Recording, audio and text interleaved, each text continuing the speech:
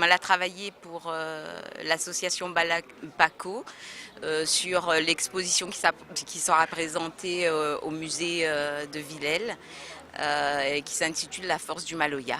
Donc avec d'autres collègues, nous l'avons rencontré la vingtaine d'artistes qui partagent cette exposition et qui parlent de l'identité du Réunionnais à travers le Maloya. Le Maloya sous toutes ses facettes, disons ce que nous la cherché à aller capter dans ces artistes riches, charismatiques, c'est leur connaissance, ce qui fait d'eux à la base même des transmetteurs pour une ouverture et un cheminement plus conscient sur notre identité réunionnaise. Moi, je gère une association Balapaco Production qui défend un peu la culture réunionnaise, le Maloya, le Sega. C'est la 3e édition. Le Maloya, ça va se passer au musée de Villèle à Saint-Géléo. Nous, on intervient au niveau des artistes. Il y aura le groupe Lélé, Mémé, le groupe Cascade, la famille Lagarigue, Mars tout seul, François Saint-Omer, avec plein d'artistes encore à découvrir. En fait, le Maloya est inscrit au patrimoine culturel immatériel de l'UNESCO depuis 2009. C'est un atout pour nous, pour notre histoire, pour la Réunion, pour le développement de la Réunion. Et c'est dans ce sens, justement, avec le rectorat, on a pu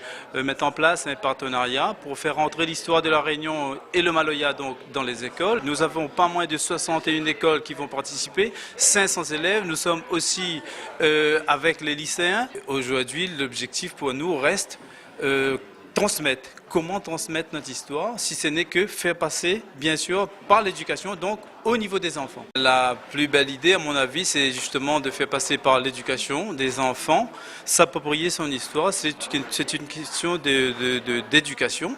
Et donc, le Maloya, effectivement, c'était un élément contesté, combattu à l'époque, mais aujourd'hui, le Maloya est reconnu mondialement.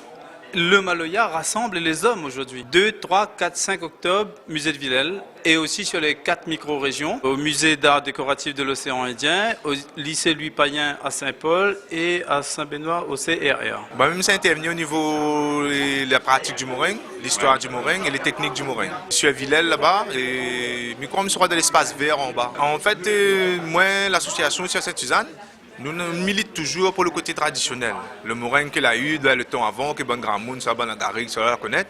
Et qu'aujourd'hui, maman, ils connaissent à travers l'histoire, ils ne voient pas en visuel, ils ne voient pas en réalité en fait. Donc, moi, je milite plus pour le côté là.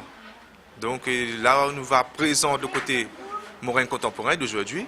Mais aussi, on aura aussi une vidéo sur le morin d'avant. La relève de Grand Monde. Il laisse pour nous un héritage qui est estimable, qui a fait valoir la langue. Et depuis longtemps, il a combattu pour la culture là. Il a écouté Ben Grand Monde longtemps. Il est né en 1930.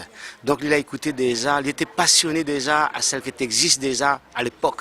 C'est pour ça qu'on voit son langage, il est comme ça, parce que il a retient de la mémoire Ben Grand Monde là. C'est-à-dire celle cause malgache, celle cause malbas, celle cause comorien. Il a retenu ce ben langage là pour donner nous la richesse d'aujourd'hui que nous en avons.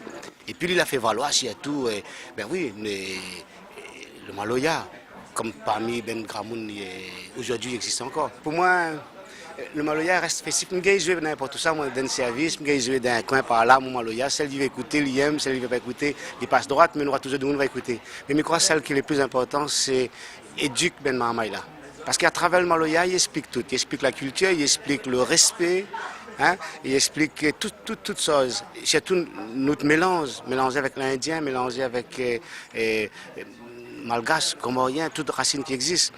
Mais c'est vrai que quand ils demandent à nous pour faire un concert, soit-il la Réunion ou bien en France, nous demandons toujours de faire les écoles. Parce que les plus importants, un concert ou un podium, ça reste festif. Ils rentrent dans la tête, ils sortent. Le bouc, il a fini d'oublier ça. Mais par contre, Ben Mahama et l'école, ça a appris beaucoup de choses. La faune, la flore, la culture, où se trouve la Réunion, géographiquement. Ah ouais, il y a un peuple, c'est mélangé. On ne nous retrouve pas, nous, dans le Caraïbe, nous, dans l'océan Indien, avec ce mélange d'ethnies qui existent. Et puis, nous fait un chant en langue indienne, parce que nous sommes capables de chanter en langue indienne, un chant en langue malgache, un chant en langue comorien, et un chant en langue créole. Voilà, dans les palettes, dans toutes les possibilités, fait valoir la culture réunion avec son richesse Tu comprends? C'est ça pour moi le plus important, c'est d'intervenir dans les écoles. Après, si on a pour faire un concert, nous marions ensemble, nous faisons un rogaille saucisse, après nous mangeons, on est contents.